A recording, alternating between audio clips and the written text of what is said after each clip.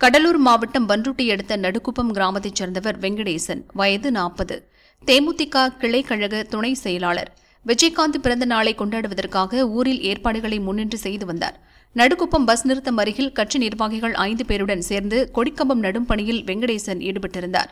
இரும்பு கொடிக்கம்பத்தை வெங்கடேசன் தூக்கி நிமிர்த்தியபோது மேலே சென்ற மின்கம்பியை கவனிக்கவில்லை.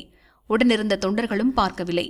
மின்கம்பியில் கொடிக்கம்பம் பட்டதும் மின்சாரம் தாக்கி வெங்கடேசன் தூக்கி வீசப்பட்டார். இதில் அவர் சம்பவ இடத்திலேயே இறந்தார். வெங்கடேசன் தூக்கி வீசப்பட்டதால் பக்கத்தில் நின்றிருந்த கட்சித் தொண்டர்கள் 5 பேருக்கு காயம் ஏற்பட்டது. அவர்கள் பண்ருட்டி அரசு மருத்துவமனையில் சேர்க்கப்பட்டனர். கடலூர் தேமுதிக மாவட்ட செயலாளர் சிவக்கொழுந்து மருத்துவமனைக்கு சென்று தொண்டர்களுக்கு ஆறுதல் கூறினார். விஜயகாந்த் பிறந்தநாள் விழா ஏற்பாடுகளை உற்சாகத்துடன் செய்து கொண்டிருந்த வெங்கடேசனின் திடீர் மறைவு கடலூர் மாவட்ட தேமுதிக தொண்டர்களை அதிர்ச்சிக்குள்ளாக்கியது. அசம்பாவிதம் காரணமாக நடுக்குப்பத்தில் விஜயகாந்த் பிறந்தநாள் விழா நிகழ்ச்சிகள் ரத்தானது.